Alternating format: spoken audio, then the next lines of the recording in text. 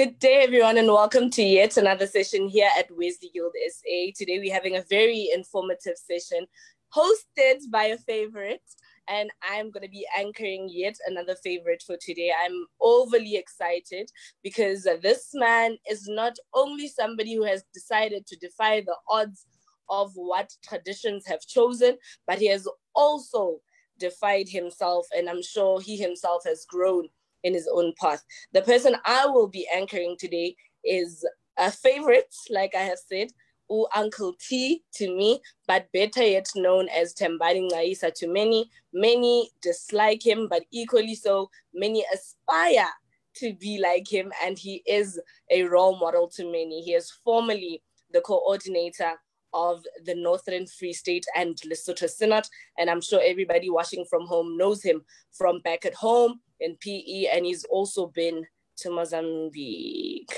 Uncle T, hello, and how are you?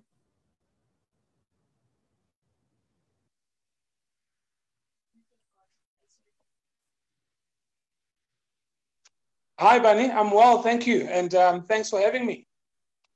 Thank you so much. I hope you're very prepared. Today, guys, we're going to be having a talk on the silent conversation of the LGBTQIA. Like you can see on Uncle T's shirt, he is a very, very passionate person about the LGBTQIA. I wouldn't say I've been recruited by him, but the passion that he has instilled in me has been one of the greatest, one of the strongest, one that has given me confidence and motivation to be where I am today and be able to stand in front of people and be freely myself. And for that, I am very thankful. I'm going to ask Thabang to lead us in prayer before we head over to Uncle T's presentation on a conversation of the LGBTQ in the MCSA. Hi, Thabang, please lead us in prayer. Thank you, Bunny. Let us bow our heads and pray. Modimo ntate, modimo morwa, modimo moya o halalelang. Ke sena sebaka ntate ya matla ohle. Seo se beileng kwena, se theileng kwena. Kena le ho kena ha rona modimo.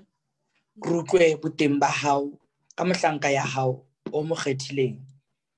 A maleleme la hae ka leshala le ditenneng, jwalo ka moprofeta wa kgale Isaiah. Hore sao a tlo se buang modimo, ebe seo se tlo re lopollang, se tlo re tshegetsang, seo se tlo re tisa mo seo re leng sona modimo. Ke rata ho mema ka sebaka se modimo hore o kene le ho kena ha rona. Ka Jesu Kriste morena. Amen. Amen. Hello, Brother Thabang. To everybody who's watching from back at home, welcome. I'd just like to remind you all, please send through your comments via Facebook. We will be reading your comments right after Uncle T's presentation, and we'd really like to hear what you guys have to say about the presentation being headed to us today. So thank you very much, and I hope you enjoy. Uncle T, over to you. Thank you, Bunny. Let me first greet you as the host, and thanks to Thabang for opening for us in prayer. And greetings to everybody who is listening.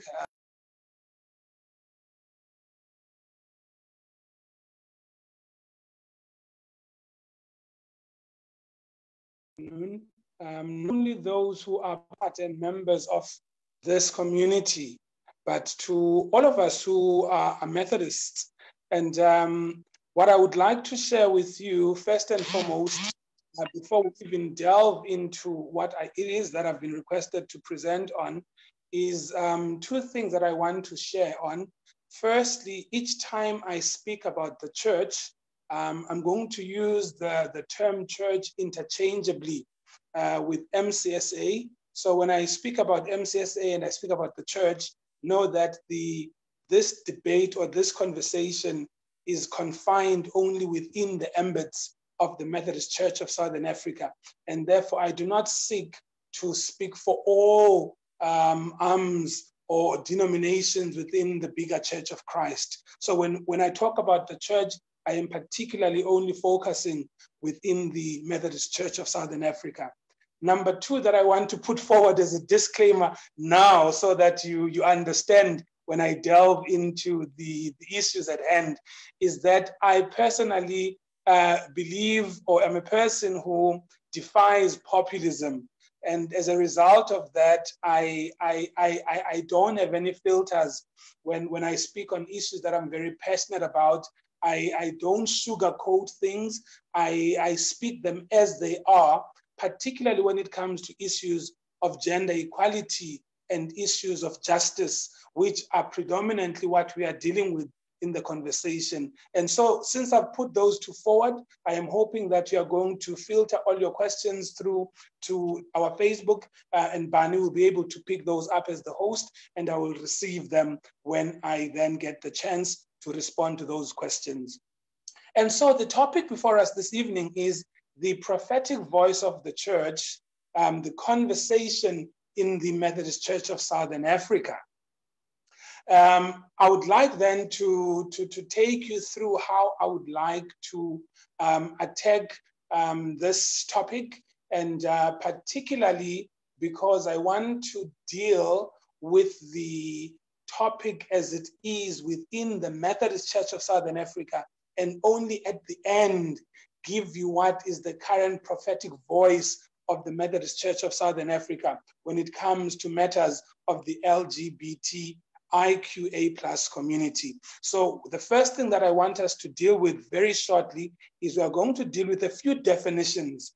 These definitions are going to be important so that when we deal with matters that we are going to engage with in the conversation, at least there is some understanding. We will try and explain what LGBTIQA is, what sex is, what sexuality is, what gender is, what heterosexuality, heteronormativity, and homosexuality. So those are some of the definitions that we will deal with very briefly, so that to make sure that those who are listening and are not of fey or fundis in the field of gender studies, particularly of homosexuality within the LGBTIQA+ community, have some sense of what it means.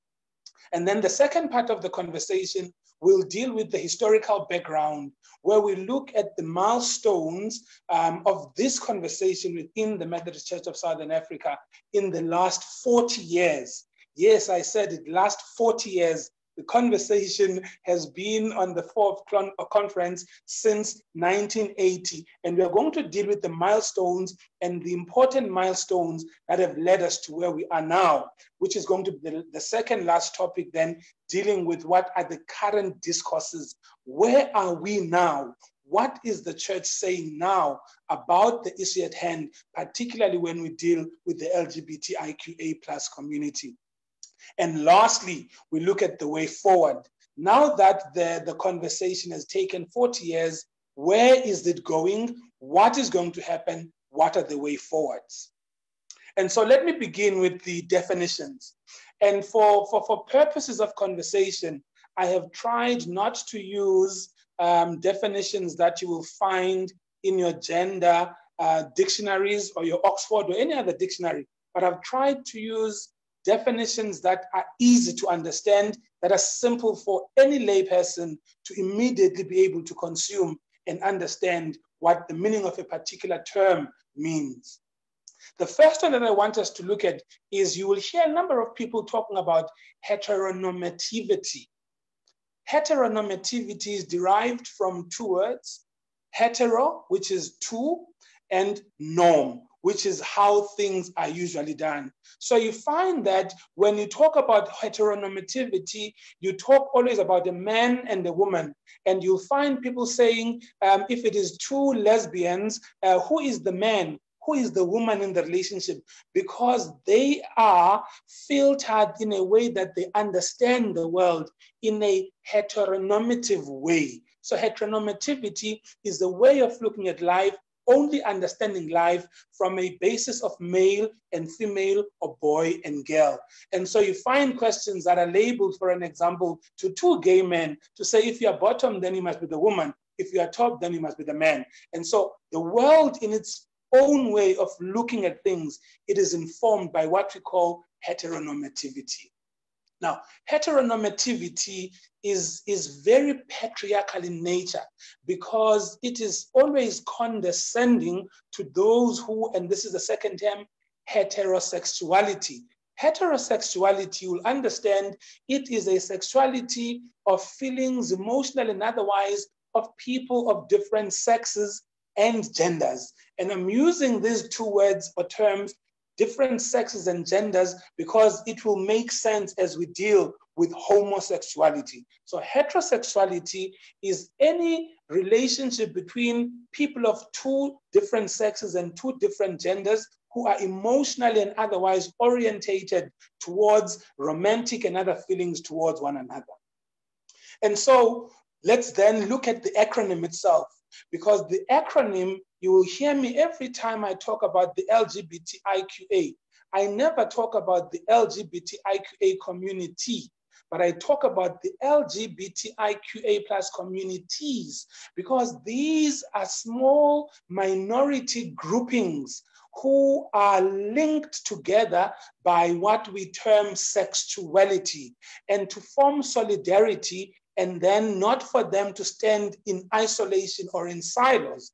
They have been grouped as these small communities to make this one greater community that we call the LGBTIQA plus community. For those who don't understand the acronym, the L loosely means lesbians. Lesbians are two women who identify as women, who are connected emotionally, romantically, and otherwise, and can be in a relationship together. The G stands for gay. This is predominantly for two people who identify as male, who are emotionally and otherwise linked in relationship, sexually and otherwise. And then you have the B, which stands for bisexual. Now, a lot of people seem to confuse bisexuality with the people who have a huge hunger for sex, or who are not clear, or who are hiding away. But bisexuality is an authentic sexuality. It means that this person is inclined towards liking a person of either a different gender and sex, or even a person of the same sex or gender. And then we have transgendered people. Now, this becomes a little bit more complicated, because transgendered people would mean that I, as Tembani, would have been born with a penis, and therefore in hospital, when they sign my birth certificate, they say Tembani is male. But when I look at who I am, and I feel that I am not actually a boy, I feel like I'm a girl. And then over time, I would live out my life and my identity as a girl. And then later, perhaps, if funds and all of those things allow, I then transgender from being a man into a woman. And when people look at me later, having gone through the surgeries and medical procedures, they see a woman. It means, therefore, that I have transgendered from man into a woman. It can happen either being a transgender man, meaning a woman who's now transgendered to becoming a man, or a transgender woman, which is a man who's transgendered into a woman. And then we have the Q. A lot of people don't understand the meaning of what it is to be queer. The word queer originally comes from a derogatory American slang for people who were particularly gay males who were deemed to be soft. A derogatory term means that was used in America in the late 70s. The word queer has over the years transformed to mean those who are within the community, either lesbian, gays, transgender, intersex, and then those who are allies. In other words, I may have friends who are heterosexual, who believe in the plight of this community. And because of their support and them being allies, they then become part of the queer community. An example to expatiate on this would be, you don't need to be female, or you don't need to be a woman to become a feminist.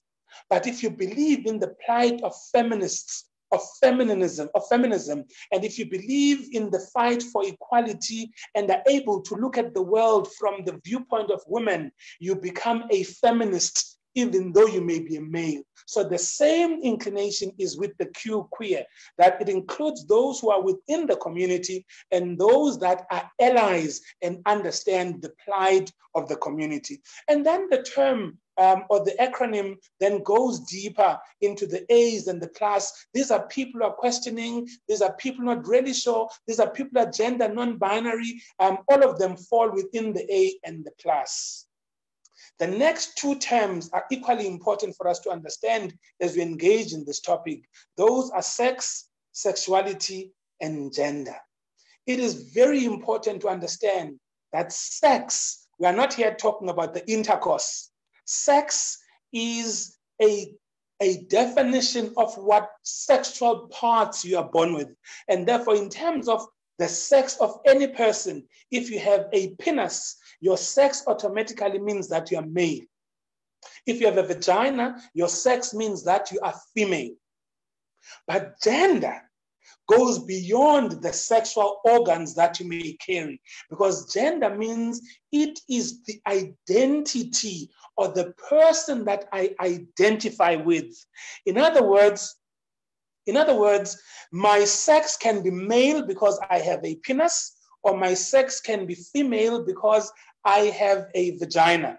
However, my gender could be the opposite of what I have as a sexual organ. And this is very important, because when we begin to talk about inclusive language, you might want to greet me as Mr. or Sir, whereas my identity might be Miss. And so it is very important to understand the very thin line between sex and gender, sex being the organs that you're born with, and gender being the identity of the person. I'm hearing someone speaking to me. Should I continue? Great. And then sexuality speaks about how one is oriented. In other words, how a gay person, how a lesbian woman is wired in the fabric of their being. They are more inclined to fall romantically and otherwise, and emotionally and otherwise, with the people of the same gender. Now, that is sexuality. Now that we've got these, there are many other definitions. A person will talk about cisgender, gender identity. Cisgender just basically means I, as a person who's born with a penis, identify as a male. That is a cisgender. It is different from gender identity, where I might have a penis, but identify as a female and not as a male. Since we've got this covered, and these definitions are going to be very important because they're going to form part of the things that I might be touching on. So I'm hoping that you have at least a broader understanding of the acronym LGBTQIA+, and some of these terms such as sex, sexuality, cisgender, gender identity, etc. Now let's come and bring the conversation back to the Methodist Church of Southern Africa. For many of us, we were surprised a couple of years ago to learn that this conversation started within the Methodist Church as early as the conference of 1980. Now, I was not even born in 1980, so you can imagine that this conversation on its own was a serious taboo. Homosexuality was first tabled in that conference in 1980. The debate was resisted. In fact, the conversation and the motion was immediately rejected, and denialism took over. People and members and delegates of conference said, we are not even going to discuss this matter. It should not even be an issue on the agenda of conference. However, it was recorded as the first time that this conversation came to the fore and to the floor of conference. One of the major issues that created denialism amongst the delegates of conference, if you know the story of how the issue of HIV, particularly AIDS, came into the sphere to be understood, to be known, it was always understood to be a disease that was carried by homosexual people. And so because of this conflict between AIDS and now conference wanting to talk about homosexuality or same-sex debate, as we call it in the MCSA, there was denialism and it was rejected, and delegates of conference said this conversation should not even be part of conference. It is only 11 years later, in 2001, that the conversation came back into conference of the Methodist Church of Southern Africa, and a motion was received, and the conversation was then named the same-sex debate in the Methodist Church of Southern Africa. Even though conference resolved that this topic or this conversation must be returned back to synods and to circuits for further engagement, the fact of the matter is Methodist people within Southern Africa began to discuss the matter. We know in traditional circuits and in traditional synods, the issue for years has just been ignored, and it came in and went, and people never wanted to engage it. But the Methodist Church of Southern Africa has always created space for this particular discourse to be part of the conversations that ultimately every year are reported back on conference. There were varying views on the same-sex debate as early as 2001. Some were saying we cannot be discussing this, it is a taboo, it is unbiblical. Some were saying it is un-African, but the Methodist Church of Southern Africa took a resolution to say, irrespective of our theological stand, irrespective of our biblical faith and understanding, we are to remain a one and undivided church, and therefore our church will continue to minister and will continue to give space to all people. But at this point, there is no talk about civil union, there is no talk about same-sex marriage. And so the conversation continued with the stand of the MCSA being, we are a church that embraces all life, we are a church of love, and we are a church of acceptance. All people, irrespective of color, gender, or sexuality, are going to be ministered to. That was the first stance that the MCSA took, and it became a pioneer within the mainline Christian churches to take that stance. But the only problem between 2001 and 2014 is that this discourse or this conversation on the same-sex debate has always been a conversation led by heterosexual clergy on behalf of the homosexual or same-sex community, or what we now call the LGBTIQA+ community. And this created a problem because it means, therefore, that the conversation was always about, but never with, the people of the community.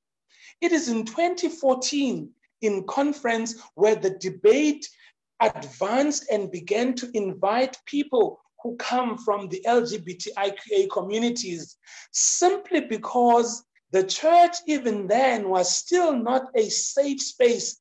People from the LGBTIQA community retracted back and they resisted to speak. Some who are clergy resisted to be part of the conversation because they felt that they might be affected in terms of stationing, they might be rejected in terms of the invitation process of the church, they might be discarded and ostracized. And we know the reality that homosexuality is still an issue in 2020 in Southern Africa.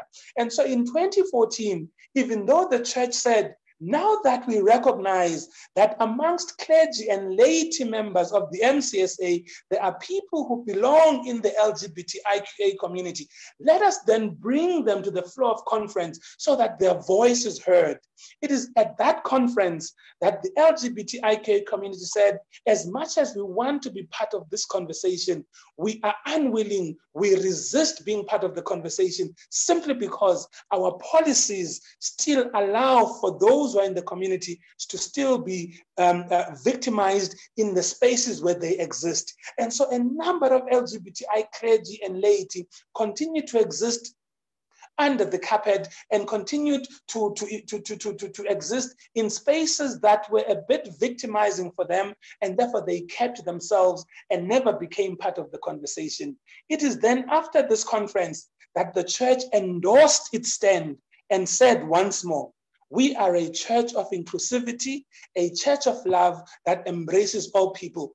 All people are welcome, and all people can participate in any platform of leadership, irrespective of gender, age, race, and sexuality. However, as the church, we are saying, we are still unclear on the issue of marriage, or what we now know as civil union. And then in 2016, the church took a different stand, and conference resolved as late as 2017 to say, now that we have engaged, now that we have people who come from this community, who have shed light, and we have met halfway through biblically and theologically, understanding the evolution of humanity, understanding the diversity of human sexuality, this church is a church that will not only minister to all people, including those who differ in terms of sexuality, but we will give space for our ministers to question their own integrity and their own conscience to be able to minister to these people. However, we are still, as the church, saying we cannot marry you, because the MCSA biblical and theological understanding of marriage still remains that marriage is between a man and a woman. And so a great milestone took place in 2019. In 2019, the presiding bishop then, Reverend Ziposiwa, established a connectional LGBTIQA task team. And we are going to talk about that task team a bit later. And after that task team was established, it was mainly inclusive of people who are predominantly from either lesbians, gays, bisexual, transsexuals, intersex, and others within this community. And those of us who sit in this task team are then given a mandate, which I will deal with a bit later. And then the current issue is that in 2020, conference amazed the world, and conference took another position to say, we now recognize that the laws of the country allow rights to those who are within the same-sex space or those who are in the LGBTIQA communities, and they have rights in terms of the laws of the country for them to marry any person whom they feel inclined romantically, emotionally, and otherwise to make them their spouses. And this is seriously a breakthrough for the Methodist Church of Southern Africa, because it says any person can marry whomever that they feel they want to be a life partner to, and they want to love until death do them part. But this is the problem with this resolution. It says, you are free to marry whoever you want to marry. We will even take our own ministers to take you through marriage counseling and to minister to you and to journey with you. But you can't get married in our church. This is still a thorn within the community, because many still believe, I was baptized in this society, my parents got married in this society, I want to also get married in this society. But because the stance of the church is still that their biblical and theological understanding of marriage is still only between man and woman, that still cannot happen within the ambits of the MCSA. However, the victory is that how small, no matter how small it is still a victory that the church has finally took a stand and recognizes that a man can be married to a man, a woman can be married to a woman, a transgender male can be married to a transgender female, etc., etc. A serious breakthrough in the life and the discourse of this conversation, which began as early as 1980, 40 years ago. It is in 2020 that the church finally says, as much as we've been saying for the past 15 years, you are free to be members, you are free to lead, you are free to engage, you are free to participate freely in the life of the church. Ultimately, after 40 years, they say, we recognize that you have rights to be married. We're still going to go a long way to get the church to understand theologically and otherwise that marriage may not necessarily be what the church has understood for the past number of centuries. So what then is the discourse at this present moment within the Methodist Church of Southern Africa? Those who understand law and enacted acts will tell you that our marriages in South Africa are regulated by the Marriage Act of 1961, number 25 of 1961. And this particular act, just like many mainstream churches, only understand marriage as between a female and male of legal age. That is what is prescribed in the Marriage Act number 25 of 1961. And then in 2006, South Africa became a pioneer in the world amongst the first 10 countries to legalize civil union, enacted an act of parliament, a Civil Union Act of South Africa 2006, number 17 of 2006, which legalizes same-sex marriage between people of legal age. This is where the Marriage Act and the Civil Union Act differ, where the Marriage Act of 1961 only sees marriage as between male and female of legal age. In 2006, almost 25 years later, 35 years later, the Civil Union Act was enacted, which legalizes same-sex marriage between people of legal age. This act allows people, regardless of gender or sexuality, to form a marriage or a civil partnership.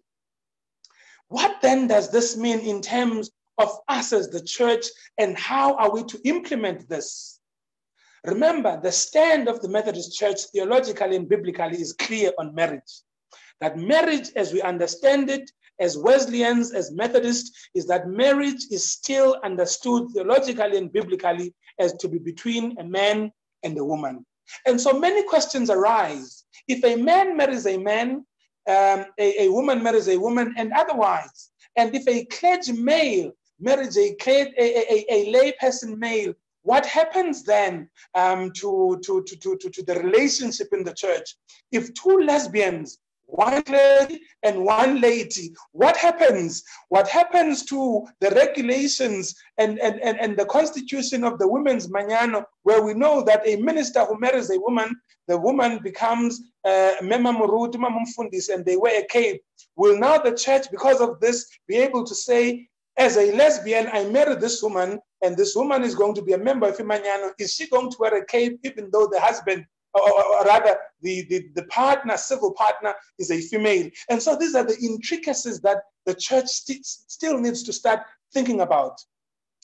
In terms of ministerial spouses, again, in terms of the benefits, if a clergy person marries another person of the same sex, what happens then in terms of the legalities when it comes to their pensions, when it comes to their medical aid benefits, when it comes to any other benefit that any general spouse within heteronormativity would have benefited from? Also, going forward, how are we then going to become a space of healing and inviting those whom the church has offended, particularly those whom the church has discontinued because they got married? We know the story of Ecclesia, for an example, who was discontinued, and I don't want to get into the merits of the case, but is the church going to open the space now that the church has said in 2020, we understand, we don't only understand, but we endorse and acknowledge the civil rights of those who are within same-sex spaces? Is the church now going to create spaces to heal those who've been offended, to even speak of inviting back those whom the church has discommunicated or excommunicated and discontinued in the ministry? And so now that the church in 2020 was mandated with the task of putting in, or the mandate of bringing in a connectional LGBTQIA+ task team, what then is this task team all about? The task team is a connectional task team which is made up of about 10 queer members, and it is led by the presiding bishop of the Methodist Church of Southern Africa, and it is inclusive of various people from the LGBTIQA+ community throughout the connection, where we sit and look at how we are going to take the conversation forward. As I said, it was established by conference in 2019 in Cape Town. The PB appointed members of the task team in 2020, which means this year. The mandate of this task team is to generate discourses and measurable outcomes for conference. In other words, we can no longer continue for another 40 years. We need to have measurables. We need to have outcomes that say, by this particular point in time, we need to have done 1, 2, 3, 4, 5. That's part of the mandate that we have been given as a task team, and we hand this over to conference. The task team also is to work together with the structures of the church, but not limited to the following. This task team needs to begin conversations and partner up about talking about inclusive theology, inclusive liturgy, inclusive language. And I'll make a simple example. You know, when we talk within the Wesley Guild, we talk about brothers and sisters. The language is exclusive because there are people who are gender non-binary who don't fall within brother or sister. They are regarding themselves as other. So inclusive language would be, for an example, to say friends. Instead of saying now we're becoming an inclusive language organization in church. When we talk about inclusive liturgy, for an example, if you go to page 12 in Isixhosa, you'll find there's a word that I like, bathandwa izibhale ezinwele ziyasiyala baratwa mangola halalela ngarilayela huri. Now the word bathandwa on its own is inclusive. It does not say sisters and brothers. And so this task team has been mandated with the responsibility to engage partners, to engage stakeholders, to begin to develop liturgy that is inclusive for the church to be able to use.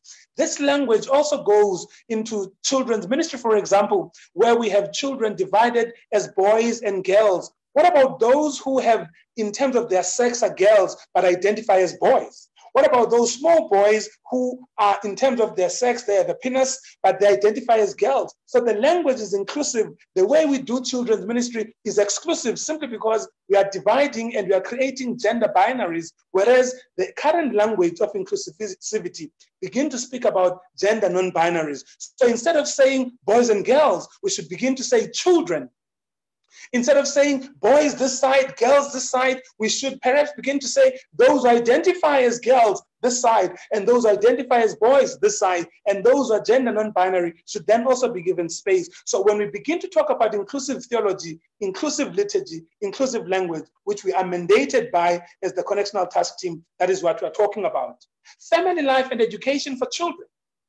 How then the church gives mandate for the youth unit to begin to develop a literature for young children to understand not only about the LGBTI community, but to understand sexuality, to understand some of the definitions I've given you, but moreover, to modify and enhance family life so that parents are a serious gift to children, but parents can also be a gift of rejection to those who fall within this community. But if the church is at the center of assisting families and assisting parents through different things that the task team have been tasked to develop, then family life is enhanced, and education both for parents and for children is then put before by the church, and parents are able to rear their children, and their children are able to grow in accepting and receiving families without this big deal of having to come out.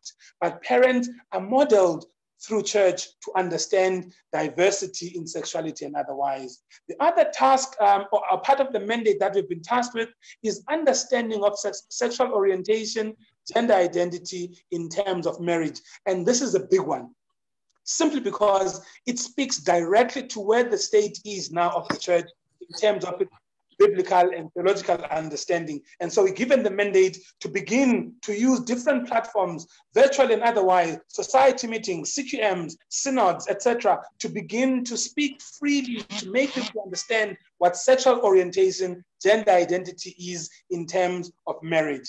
Also, we are tasked with the responsibility of documenting stories of lived experiences of queer clergy and laity. This is very important, in that when we begin to talk freely about our sexuality, it does not only give space for those who are within the community to be able to live their lives freely, but it begins to educate others. I know for a number of years, a lot of people were so shocked to hear, for an example, that Tembani is gay. It was a big shocker for a number of others. But imagine if we can document these stories and share our lived experiences, particularly our lived experiences within the MCSA, and begin to share and disseminate these documented stories, both by clergy and laity. It is a wonderful tool for the church to begin to learn and unlearn certain behaviors. Also, we are to team up and create allies within and outside the church, once again, to broaden the scope of teaching more about sexuality, particularly for the aim of talking about gender identity in terms of marriage. And obviously, any other discourse of transforming our polity and legislation, the task team has been mandated to begin to develop those. And so what then is the way forward as I draw into a conclusion? The task team, as I said, is to work in conjunction with the Methodist Church of Southern African structures. The PP is to report back in Conference 2021, and there's going to be ongoing discourses with partner organizations, partner churches, with allies to continue this conversation. And we want to begin to be at a place where our church begins to create safe spaces at society level, at class level, at synod level, at circuit level, even at connectional level, where there is a safe space for all people of all genders and sexuality to be able to share their stories and engage in the discourse freely without prejudice. Obviously, there's going to be continuous work towards the theology of marriage, as I explained, because the church currently understands marriage in a different way than the LGBTIQA understands, even though the church endorses that this community has civil rights. And then obviously creating an inclusive church by inviting allies, and there will be annual reports, and there's a monitoring process that is now, we are developing it so that we check, as I said, we need measurables. Ultimately, we want to create an MCSA that is inclusive and does not discriminate. And so allow me, Bani, to conclude with a quote that comes from the presiding bishop, and this then is what becomes our prophetic voice. This is what becomes the prophetic voice of the Methodist Church. And I quote the presiding bishop. The presiding bishop says, "Live your lives as you are. The church belongs to all and not to individuals," end quote. And this is prophetic in the view that once we begin to live as we are, once we begin to cement ourselves in this church that is ours as well, which does not belong to certain groups, nor does it belong to people, but we exist in this church, which is ilifalabazalibe to even those of us who are queer, of whether our parents were queer or not. But the presiding bishop prophetically calls for all people to live their lives as they are. The church belongs to all and not to any individuals. Bani, at this point, allow me to take a pause and check if there are any comments or there are any questions before I continue. Over to you, Bani. Remember, I had told everybody in the beginning that there will be a bit of racketeering. Knowing the person that you are, you're always putting yourself at the verge of not liking being popular, but stating facts just as they are. And there is a commotion, Uncle. And I think some commotions are just caused by people who are ignorant, people who are failing to bring themselves forward and to actually learn about the church. For example, we had Uluto Noluzipo, who was very, very adamant on wanting to hear what exactly your presentation had to say about the Bible's work.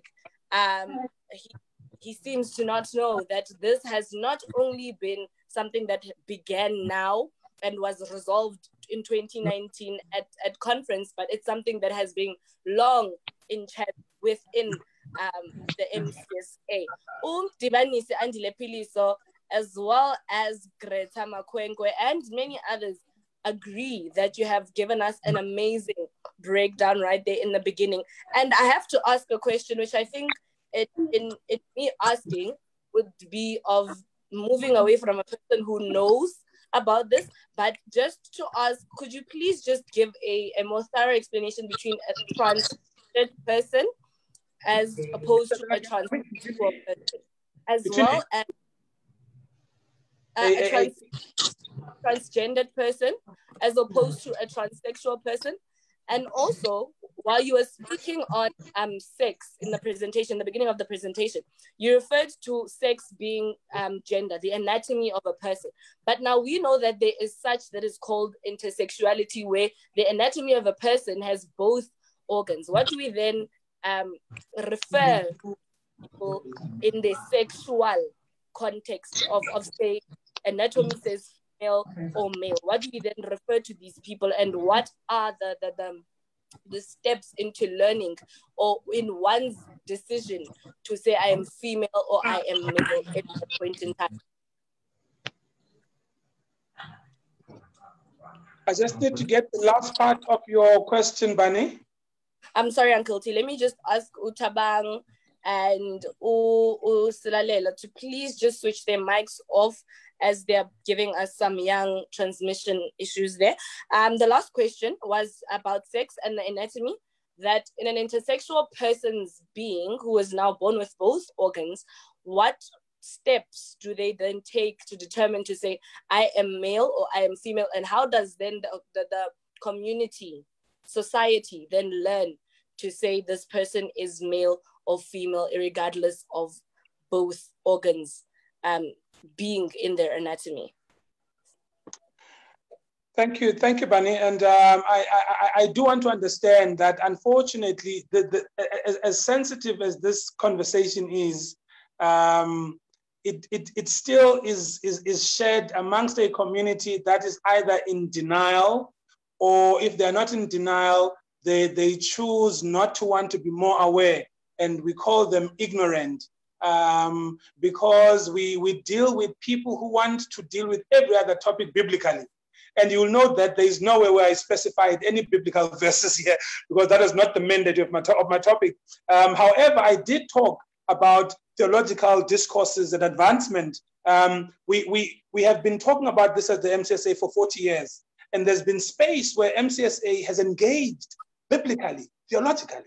So we've moved away from that. But if people want to engage biblically, we'll find space and time to do that. But this session is not about convincing anybody. I'm not here to convince you to like or dislike people within this community, nor am I here to convince you to become an ally or not an ally within this community. Mine is to share with you where this conversation comes from, where it has gone through, and where it is now. Secondly, Bunny, ask a question on explaining a difference between transgender and transsexual. Again, you'll find that there's always a very thin dividing line between the understandings of these different sexualities or gender identities. As I explained thoroughly, transgender means that, and I'm going to make an example of myself, I would have born anatomically, in other words, physically, with a penis. I would identify as a woman. And over time, I would then have to undertake certain medical procedures, surgical procedures, for me to change my body to become that of a woman that I wanted to be. So I'll be on hormones and any other medication to assist me to become physically, and in terms of my anatomy, a female. Then it means that I have transgendered from being a male into a female. I would then identify as a transgender woman. And vice versa for one who is born with a vagina but wants to have a penis transplant because they identify as a man, etc., etc. And these people, once they become trans women, can either be in romantic relationship, in sexual relationships with either a woman or a man, irrespective of what they transgendered into. So hence I say sexuality is very diverse. Sexuality is very fluid. It can be very confusing. That is why people are doing studies for 4 years just to understand what gender is all about. Gender is intertwined in the fabric of humanity. It is so fluid. It crosses boundaries. It is not static. And then when we talk about intersex, I think you mentioned. Now, one thing about gender identity, Bani, it is never about the other person. Yeah. If I am born, for an example, with two organs, which would be a penis and a vagina, whichever one is dominant, it is my decision to identify as either based on the fabric of what has made me and how I relate to life. Remember, cisgender, the gender that you and I are born with, means there are learned behaviors. Girls learn that a girl must wear pink, a girl must have ponytail. You're not born with that. It is learned behaviors that boys must go and play soccer, that boys don't wash dishes. It is learned behaviors through the spectrum of societal constructs. But when it comes to gender identity, whether you are intersex or whether you are cisgender, in other words, the gender that you're born with but relate sexually to differently to what the norm is, it is my identity. It is my right to identify as such. And my only responsibility is when you say Mr. to me, and I prefer to be called Miss, it is to inform you that this is how I would like to be addressed, because this is how I identify. And your responsibility as the one who addresses me is to appreciate that this is how I'd like to be identified, because this is how I identify myself. So it is never about the other person. It is very individualistic. My parents may look at me and call me a man when I, in fact, identify as a woman. Mine is to assist them to understand what I identify with in terms of my gender. I know people from back at home are heavily stunned. Most of them are sitting at the edge of their chairs, wanting to know more, and they are burning. And from the comments that I am getting, one by Dini Mkhwerane, she says, I always admire your courage, my friend, with regard to this topic. Regardless of anything, you stand your ground on the LGBTIQ and what you believe in. And therefore, Uncle T, with now speaking on the point of intersexuality, I want to go then further, and with this task team that has now been developed, and obviously it's going to be teaching the church at a larger scale, how do we then teach non-binariness? And by this, I mean, we know that in tradition, we do not refer to people by their gender. We do not have gender-specific pronouns as we do in English, because this to us is foreign. The same way you would send a child to a female and send them, and when they get there, they would mispronounce someone unknowingly. And now this is something, how do we then go forward in teaching non-binariness? The likes of they and them and their, or it and its. How do we then do that in the church and incorporate it into our liturgy? Just as you had said, in our liturgy, it's baratua, bathandwa. This is a generalization and not specifically to anybody, therefore excluding other people. Thank you for that profound question. You know, one of the things that as the task team we are tasked with is to help the church move towards an inclusive language. You would understand that 2 years ago already, UJ and Vert have started moving away from addressing their students as Miss and Mr. And they begin to talk inclusive language. Let me first try and make people understand what does it mean to be gender non-binary. Gender binary is male on the left and female. So these are two extremes. But there are people who, whether in terms of their sexual anatomy, female or male, identify as in between. They do not want to be referred as a girl or boy. Those people, we refer to them as gender non-binary. They don't conform. For an example, you'll find a lady who, when they want to, they would put on a weave and put on makeup and dress with high heels and a skirt. But the next day, they come rocking their all-star with dreadlocks and their life and their identity in terms of gender is fluid. They don't identify with either or. And we call these people gender non-binary. And the only way, Bani, we can begin to engage those who are in our churches is when we begin to be inclusive in our language. So that we are not only concerned on talking about umntano ikwekwe okanye umntano intombazana, basimane kapa banana. We begin to talk about children. We begin to talk about Christians. We begin to talk about friends. We begin to talk about clergy. We begin to talk about laity, to move away from the language of brother and sister, because by so doing, immediately you're already excluding, unintentionally so. You might be a minister and you're preaching a beautiful sermon on Sunday and you keep on saying, and there are people in the church who say, but I'm not tate, I am neither mzalwane. But by saying zihlobo zam, mitswale, my friends, then you begin to include everybody. And so part of the task, Timbani, and it's not going to be something that's going to happen overnight, is to begin to teach our societies through inclusive language. But it is going to be incumbent upon clergy and laity leaders in those societies and circuits to delve into this new liturgy and be able to bring into the life of the church on a Sunday basis.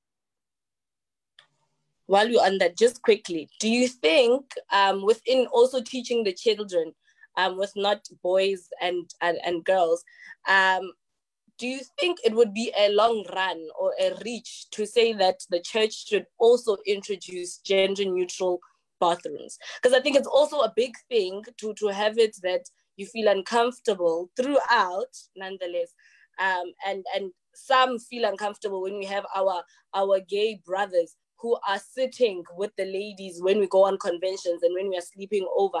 And equally so, the lesbian sisters who represent masculinity then feel the need or the want to rather be with the gents. Would it be a long run to ask to have gender neutrality within the church? Look, Bunny, I don't think it's impossible, but I believe in taking baby steps on anything. But taking baby steps does not mean there are no immediate remedies. Let's begin with the children for an example. If my son identifies as a girl, it is my responsibility as a parent to communicate with the CMP to say, as much as you see a boy, he identifies as a girl. And therefore, when he or she requires to go to the loo, can you make space that they go with the girls? Now, if we begin, there's nothing that beats communication. What causes friction is the inability to want to be open about the reality that sexuality is a reality. And then ignorance become the deed of the day. For those in the Wesley Guild, for an example, our gay brothers, for an example, who are sharing rooms with females. If it is communicated in a way that even the females don't feel intimidated because there is a person with a penis here, but if they understand that a gay person is not entwined, is not made up in the fabric of wanting to have sex with a woman, for an example, if we engage and freely open. But the issue here is, the reality is, even the Wesley Guild in 2020, as evolved a movement as we are, we still find ignorance. We still find people who are not willing to understand what we are talking about. And this makes it difficult because it means that the Wesley Guild is not a safe space for people to be able to freely share and live themselves as they would live themselves to be. And so we begin to bring all these entrapments because we want to mold a particular society. And by doing such, we see an exodus of young people beginning to find safe spaces outside of the MCSA. But we can be a safe space by engaging openly in these conversations. Open engagement, Bunny, does not always mean you agree with what you are talking about. It says, I am open to learning. I will accept and reject what I'm not comfortable with, but I should not encroach myself on anyone's right. And that is a fundamental key, even for us as young people within the Wesley Guild. I'd like to read a comment from Liko Bottoman, who says, I hope today's topic will not polarize us, Bazalan. Judgment. Let us keep an open mind and just listen.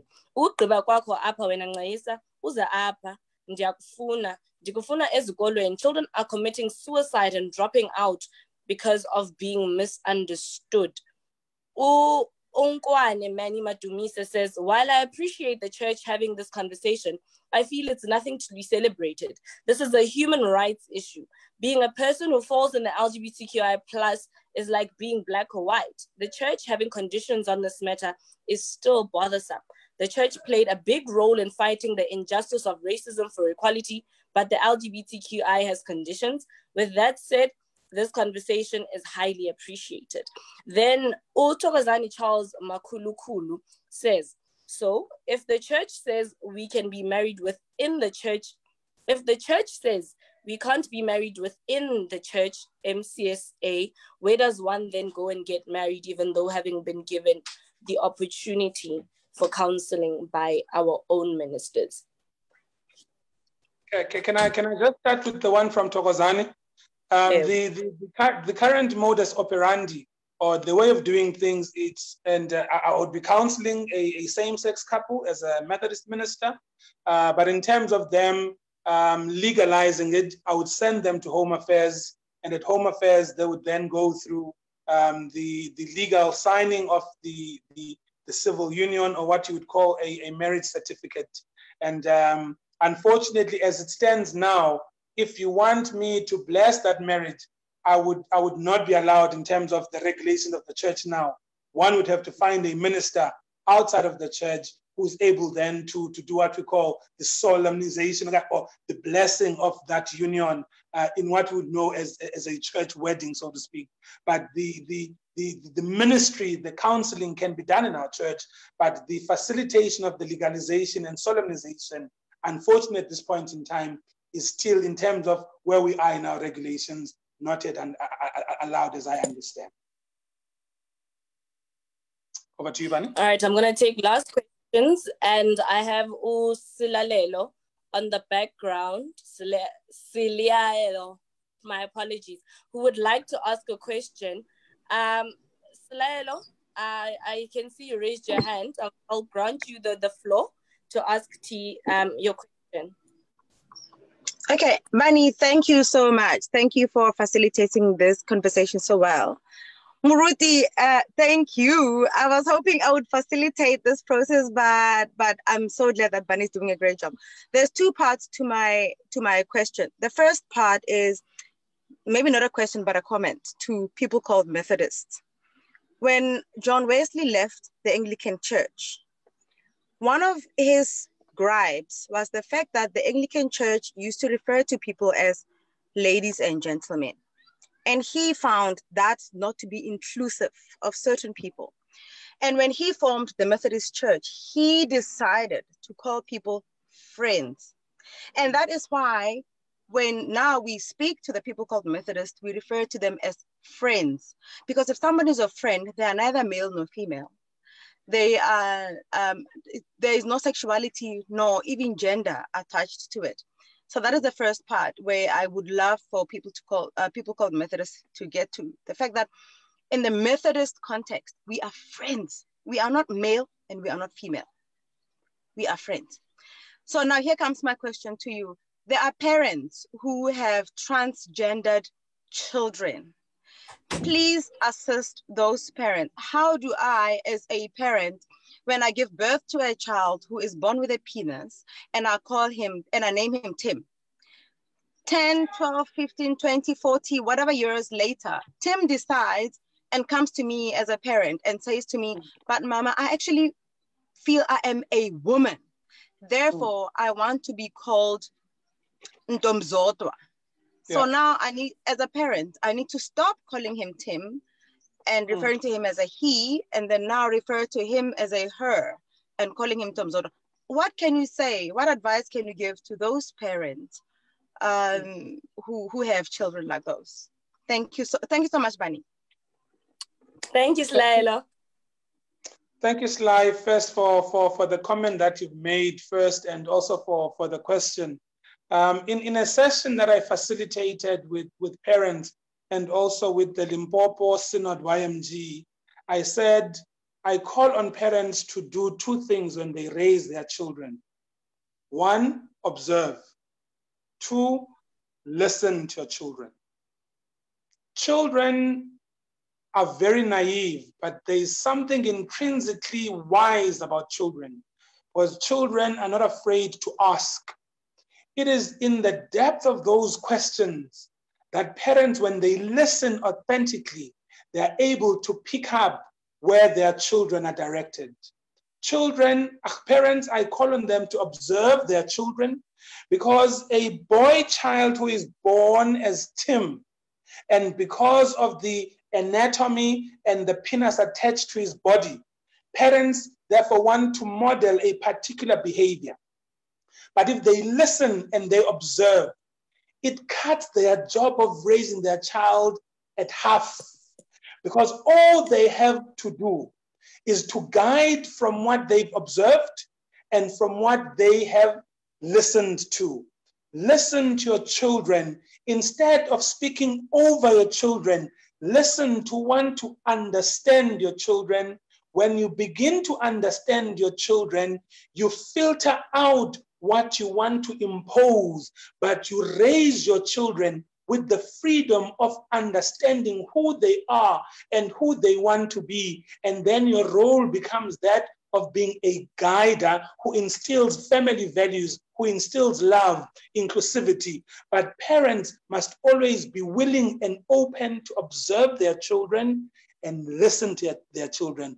By doing so, their job becomes easier. Because one of the greatest tribulations in the life of the LGBTQI community is one term which I despise with my entire being, that of coming out. It is one of the most excruciating pains in the life of anybody who does not form within the heteronormative lifestyle. There is no basis for coming out. There should be no need for coming out. People come out simply because they are already feeling the resistance. They're already feeling the rejection. Because if parents were to listen to their children, there are certain indications that their children are implying to their parents, and they're testing the waters. And immediately when they test that the waters are waters of rejection, are waters of isolation, then children begin to rebel, and ultimately they have to come out. No one is supposed to come out. Why is a heterosexual boy not obliged to come out to their parents and say, Tata, I am straight? Why must a gay boy have to say, Tata, can I have a moment with you? I want to tell you that I'm gay. Why must that be? It is that so because parents fail to observe and parents fail to listen. I submit therefore, Slylo, to assist parents. Parents must observe their children and listen to what their children are saying. Thanks, Bani. I think you answered that overly, and it was probably one of the questions in the comments. I think I should take two more comments from our Facebook, and I believe you are on the Facebook, Uncle T, and whichever other questions, you'll just take some time out and just answer them singularly. Uyanga Keva says, I'm becoming increasingly indifferent towards a conversation of this nature within our church, which is seemingly increasingly walking on theological eggshells and coming up with watered-down conference resolutions that have no substantive impact on the live experiences of LGBTQ individuals within our church. I think my question is, to what extent can we continue to have a conversation about LGBTQ inclusion within our church when the conversation takes place within an exclusive theological framework? Would it not be more effective to begin with redefining the theological and biblical understanding of marriage, sex, and sexuality within the church before we move towards recognizing external civil rights? And then Ayanda Nonkosi Mashwabata says, how do we ensure this vision seeps down to circuits and is impactful and brings impactful change in grassroots levels? Okay, let me first... I'm not sure if you got all of that, Uncle T. I did. Let me first greet Yanga. I have not seen him in years. I hope he's doing well where he is. And Yanga raises a point which I personally raised. And I'm glad that I raised it at that time because it opened me to understanding the reality of where we are. Indeed, the conversation has been going on for 40 years. That is too long. In the journey, there are certain areas where we celebrate, but the battle is not over.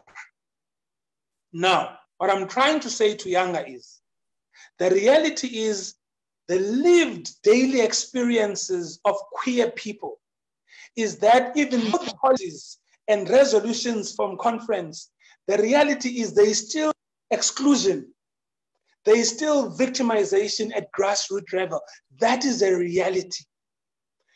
The policy of the church takes too long to transform, and it hurts us because our daily lived experiences are present, whereas the polity of the church and resolutions of conference only respond later when we have undergone the victimization, the exclusion, etc., etc. I want to say, one of the greatest gifts that queer people have is what we call the thick skin or a crocodile skin.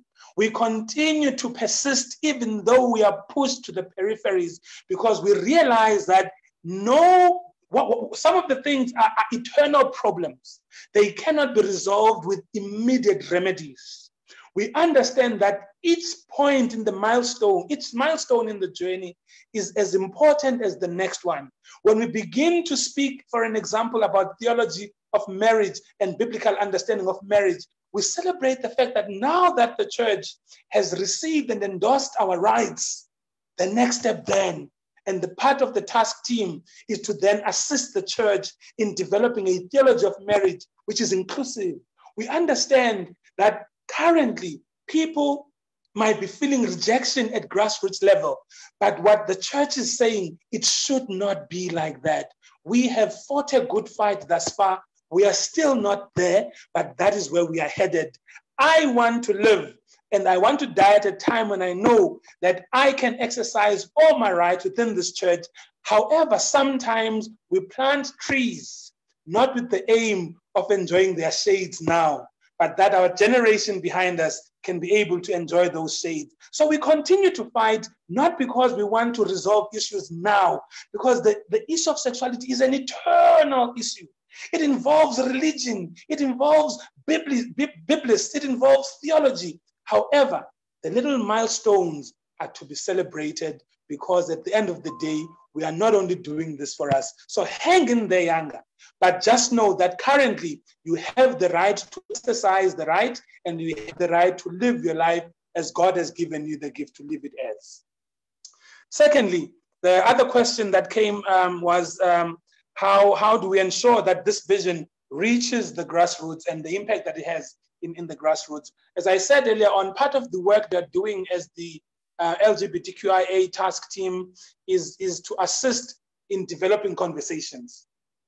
Conversations will come at grassroots level, conversations will come at synod level, conference level. What we have been tasked with is to ensure that for any gathering of the church, there should be something that is of education. There should be something that is of awareness so that people, particularly those who are old, who are not of faith, of fundis in these things, and those who are filled with ignorance, to begin to engage with these things so that we begin to impact people in the societies who exist in. People, all of this is futile if it ends at connectional level. This must filter down and transform our way of thinking so that we give space for all people to be able to live freely in this church which does not belong to any individual. So it is part of the duty that are given to this task team to ensure that work of education, work of awareness filters down to grassroots level, be it liturgy, be it inclusive language, be it reading, etc., etc. So that work is also going to take time, but it is beginning to happen as we speak. Thank you, man. Uncle T, this conversation is very long. It's a very long conversation, and it's a learning platform. And we have many questions. And I'm sorry, I wanted to close, but Udine is on my case about me not reading questions from other people. So I just like to take 2 more rounds of comments from our Facebook. And you seem chilled. Love is love. So here's another question. What is your advice to all people who want to come out? Moreover, the ministers. Also, how we self-identify is a choice, or is it something that automatically happens? And I think let me take those 2, and then we'll take our last 2 in closing. Wait. Here's a very interesting one from Here's an interesting one. T, what happens? My hubby marries me, but sees a guy on the side. It also becomes evident that he has no interest whatsoever in me, but I'm already here. Is there a problem of choosing, or he camouflages as straight by keeping me in marriage? Because this truly confuses me. Because everybody, Uncle T, says they have unlimited data, and therefore we should keep going. Let me start with the second question of self-identity, being it a choice or it automatically happens. In responding to this question, it would be as if I said it was a choice, it would equate to me saying being gay is a choice. Identity is who you are.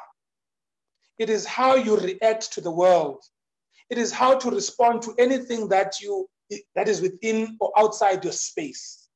Identity is embedded in the fabric of your soul. You can never separate your identity from the inner person that you are. What you see in this body or in this anatomy with all the organs, particularly sexual organs, may not necessarily equate to who I am in my soul, because identity goes with the soul and not necessarily with the anatomy. And so I want to therefore conclude and submit that self-identity is not a choice. However, we get into a space where we have to help those who don't understand our identities so that they can be able to journey with us. So it becomes a responsibility of the one who self-identifies differently to their anatomy to be able to assist those around them to understand what their self-identity is. So it does not happen automatically, or it's not about a matter of choice, but it is something that is within their soul, who they are, who they identify as deep in the fabric of their soul. But it is incumbent upon the person who looks different but identifies differently to be able to help those that are around him or her or other to journey with them and make them understand how they identify as a person. The second one I want to tackle is the last question, where a hubby marries a lady, if I understand, and then has an interest in another guy. Are they straight, or are they hiding? Are they bisexual? Are they after 9? You know, and there's so many. Are they M to M? There's so many ways to answer this question. And as I said, I don't have filters, so I'm going to spew it. I have been in this church long enough to have seen men who are clergy marry women. And they would still exchange sexually with other men. Does it mean they are straight after 9? Does it mean they are gay? Does it mean they are bisexual? Only they can respond, because it is not incumbent on the outer person to identify another. But the reality is there are a number of gay men who, because of social construct and the fear of social rejection, and for wanting to be accepted in their families, in their spaces, they would marry a woman. I am one of those people. At an early age, I was married to a woman, not because I was not gay, not because I was an after 9. I was married to a woman because the circumstances and the fear of rejection from my family, and because I had already been outed. I've already been told you don't belong here. I've been disinherited. And for me to get back to my family and for me to become part of the family, I had to bring umakoti. But I had to come to my senses to say, but this is not me. And that is why today I sit as a divorcee, something which I despise because it was something that society forced me into. And so you find men who marry women because social construct expect that a man by a particular age is married with a makoti. Others, because they are gay. Others are not gay. They are only enjoying what we call M to M, male to male sex. They enjoy either being penetrated by a male, of which it does not excuse the fact that they have an extramarital relationship, which is not necessarily what we are about. We're about fidelity, we're about honesty, we're about love. But you do find those who are, in a lack of a better word, imprisoned in heterosexual marriages, but have the flesh or desire to want to sleep with another woman as a woman, or to sleep with another man as a man. And you have those, we call them M to M. And we have what we call the closet gays. Those who, because for fear of rejection or any other negative reaction from society, they feel that in the afternoon, they will go with the girlfriend, and in the evening, they will then chill with the boyfriend in dark and in private. And these are not necessarily healthy relationships that we preach within the LGBTIQA spaces. So I'm hoping that I've answered. It would not be fair for me to label them or to give them an identity. They would have to give me an identity. But I was just sharing on the different platforms and levels where men who marry women and the reasons behind it. And then the last question I want to is advice on people who want to come out. I am not a proponent of coming out. I'm not going to lie, but I do understand the reality that gay, lesbians, bisexual people, transgender people, intersex people, queer people in general are always faced with the understanding that they are not normal, simply because they are not falling within the heteronormative narrative. And as a result of that, they always have to try to explain themselves. First, let me say, no one is bound by any law of life to come out. But it is a courtesy. Understand this word? It is a courtesy by people of homosexual sexuality to want to bring you into their space, because society and societal constructs are rejecting. And my advice for those, do not be ashamed to be who you are. You don't have to come out to anybody. You can live your life. But if you feel the need to come out, be open to the fact that you might receive rejection. You might lose friends. You might lose family. You might also be rejected by your brothers and sisters in church. So when you are entering the space of coming out, be strong. Be ready to receive rejection. Be ready to be called names, but live your life and be who you are. And that is my advice. Usesetu says, thank you, Tembani, for subjecting yourself to scrutiny, judgments, and discrimination in your efforts to help others to be free with who they are, helping those who do not understand to learn, and hopefully accept and live in harmony with everyone, regardless of their sexuality. I also read a comment here. I forgot who it was from, but the question was, would ministers who have been caught or found within a extramarital affair or just in an affair in their own capacity in being homosexual or part of the LGBTQ community be faced with any disciplinary action within engaging in such? They love your honesty with being open. And then Arnold Arendt says, God isn't confused about your sexuality, and God won't give you a sewerage to make love to. And I think I'm just a bit confused with that. I'm not sure if you understand that. I'll just read that again. He says, 1, God isn't confused about your sexuality. And 2, God won't give you a sewerage to make love to. Yeah, I believe you always have an answer for this. I've asked you such questions before. I've been to your presentations until T. I always listen. So I know the answer that's going to come out of this. So, yeah. And then people are really willing to hear what you would say. So I'll also throw that at you. Yeah, let me quickly deal with the last one, Bani. I like these arrogant comments because it gives you space to be able to teach people. When I was teaching at the University of Free State Religion Studies 101, I always used to say to people, if there are 50 of us listening now in this Zoom meeting, and I give each one of you 2-liter container and say, go to Durban and bring me some water. So the maximum amount of water that each one of you can bring me is 2 liters. Maybe less because you probably were dripping some of the water on the way. So if there are 50 of us and each one of us has a 2-liter container, it means when we go to Durban to the beach, we bring back 100 liters of water. Am I correct? Yeah. But the question is, would you have done anything to the ocean?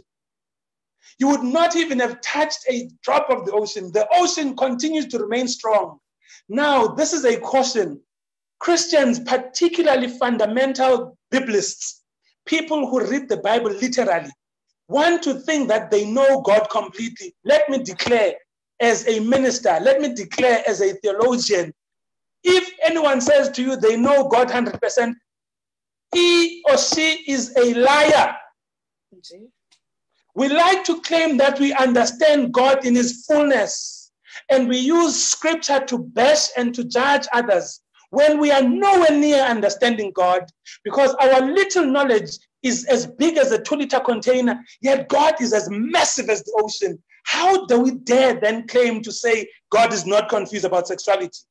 In fact, it is Reverend Professor Smanga Kumalo, when he was talking sometime in 2016, and he made an illustration in a radio show and said, he does not believe in his mind that any sane child who comes from a sane family would leave the love and embracing family and walk out of that door and go and purchase a sexuality that will probe that child to abuse, exclusion, and rejection by society.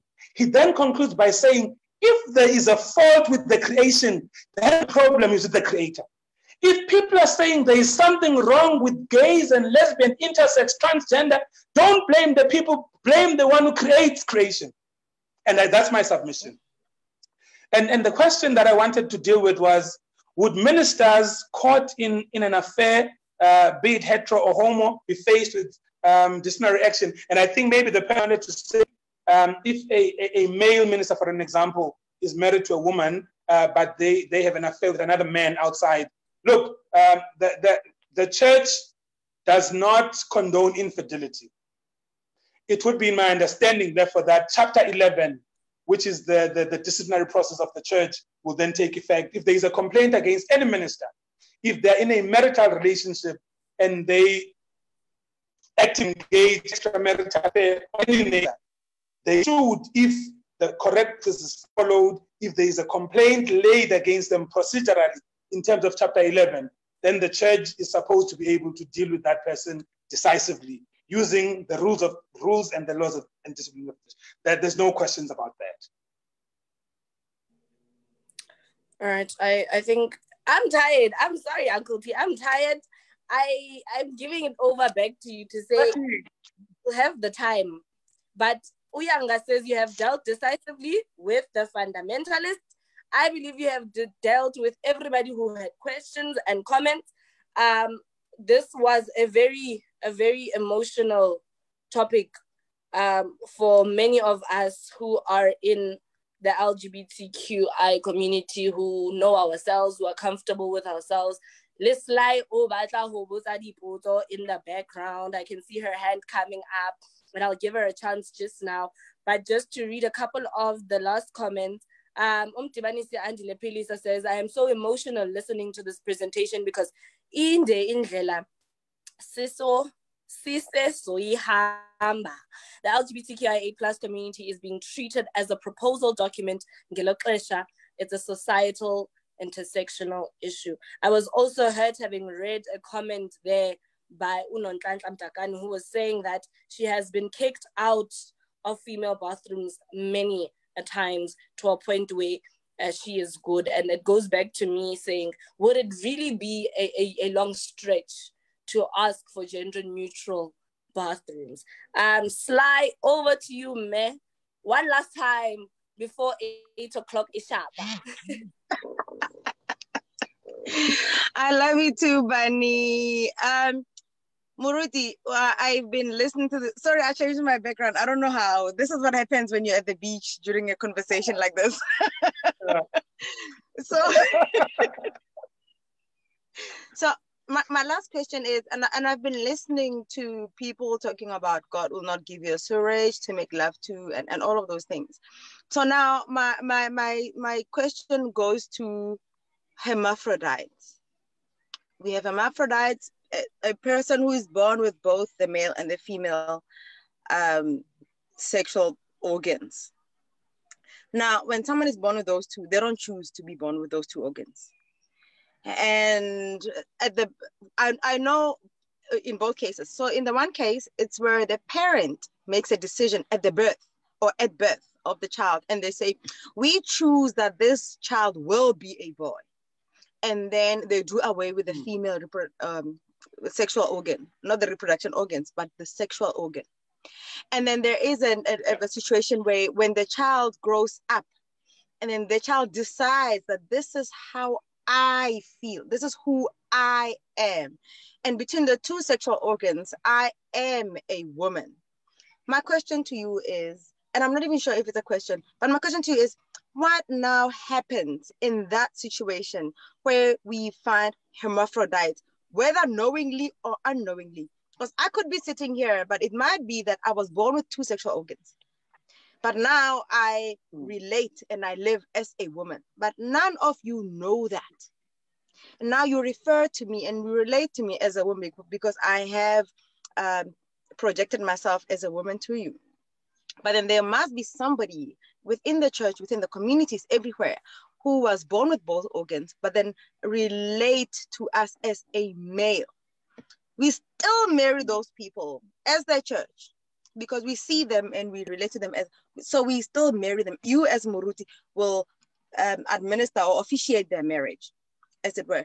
So doesn't this also become a problem, you know, to people who are hermaphrodites? Thank you, Sly, for that question. The term hermaphrodite is a medical term. Within the gender inclusive spaces, we call them intersex people. As you rightfully say, these are babies who are born with both sexual organs. Sometimes one of the organs is more dominant than the others, and there are studies that prove that if the penis, for an example, is more dominant in the two, the child is more prone to act like a male. And if the vagina is more dominant, the child is more prone to be a female. But those are not conclusive studies because there are cases where those who have who have the penis more dominating, still the identity is the opposite. The reality is with intersex, it is so hidden that only people within your space would usually know about it. There are a few intersex people who've come out and openly spoke about being intersex. You would find, therefore, that it becomes easy for me to think that Slyelo all this time is a woman, and Slyelo is born intersex. But Slyelo, over the years, has chosen to be a woman, came to church as a woman, was brought to church as a young girl, and we know Sly as a woman. And therefore, the plight is different to a transgender who we know that they were a girl, but now all of a sudden they are a man and they're wearing a tie and they're all boots and they've grown beard, and we ask ourselves, what has happened? So hence I said the plight of these small communities within the queer space or the queer community are different, but because they are minorities, for solidarity reasons, they've been grouped together. And you are correct. We may have married intersex people over the years without knowing, because it is a personal thing. Just like the issue of coming out, there is no reason an intersex person and any obligation for them to say, oh, by the way, I am intersex. A few people always relate to the story of Caspar Semenya, who's come out as intersex, medically speaking, a hermaphrodite. And so I don't think it is incumbent for anyone outside to want to seek validation of who I am when I identify with whoever or whatever gender I want to identify with. My responsibility as the incumbent is to help you understand what my identity is, and you therefore are obligated to journey with me in the gender that and identity that I share with you. That would be my advice. Thank you, Uncle T. I think you answered her. And just to clear young confusion here on our Facebook page, like, but the beach lady is offending intersexual people because you are now calling them hermaphrodites. And I think what was then just misinterpreted was that hermaphrodite is a medical term, or rather a scientific term to this, and saying somebody is sexual is more resonant with people of an LGBTQIA community. But therefore, still nonetheless, we'd like to send an apology to everybody who's watching who feels that they were offended by that. It is really just clear. And I'd like to thank everybody back at home, first and foremost, for all your comments. Uncle T will be responding to all your Facebook comments that I could not reach. This was very emotional for all of us. Everybody has a lot to say. We only have a certain time given to us. But Uncle T, to you, thank you so much for always availing yourself, especially about this very passionate topic, that you always find the courage to stand in front and be victimized and stand under scrutiny and be discriminated against by everyone. I saw one of the comments by Dineo Mkhwerane saying, you know, later in the day, you will be a martyr once you are the presiding bishop, and we will be the ones chilling in the shade and remembering that once upon a time, this tree was watered by the victimization that you received back in the days. And for that, we'd like to thank you very much. And I'd also like to thank you and ask that you lead us in prayer, because I love you so much. Thank you. Thank you, Vani. I just want to leave everybody with 2 words of everything we've said. Be open. Be open to learn, to unlearn, to be challenged, to be uncomfortable, to like, to dislike. Just be open. Secondly and lastly, at the end of the day, we are all human beings. Irrespective of how we've been created and born, sonke singabantu, ribatu kaufela. And if we can keep those 2 things, being open and understanding that we are humans, there will be no polarization, which leads to ignorance, which leads to mental health, which lead others to take their own lives through suicide and etc. If we can just be open and live knowing that each person is as human as you are, we will be living in a better world. Come, let me invite you to a moment of prayer. Siyabonga Thixo wethu. Siyabonga Moya Ngcwele, that you are a God who is able to journey with us in waters that are sometimes uncomfortable, in the midst of ridicule, in the midst of rejection, in the midst of ostracization. Yet you call us back to love, embrace, into grace, and through your mercies, we begin to live anew. That even the scars that we get along the road are soothed by your unending grace and your limited mercy. Thank you for being that God, a God of diverse creation, that we sometimes as humanity fail to understand how magnificent it is. God of all things, bright and beautiful, small and big, seen and unseen, known and unknown, understood and understood, high and low, on the left and on the right, below and high above. You are as diverse as that, God. And ours is to come to your feet and have an inkling of understanding how magnificent, how great you are as God. And so we thank you for this moment. And we live this moment and all those who participated and all those who will be learning from this gift, oh Lord, not today, but tomorrow and in ages to come. Those who listen later, that will be God who will open their minds to receiving something new and make the life of the next person a little much easier. We trust in you, O Lord. We thank you for this moment and we bless your name. We pray all this in the mighty name of our Lord, our Savior and friend, Jesus Christ, who with you and the Holy Spirit reign one God, now and forevermore. Amen. Amen. Amen. Amen.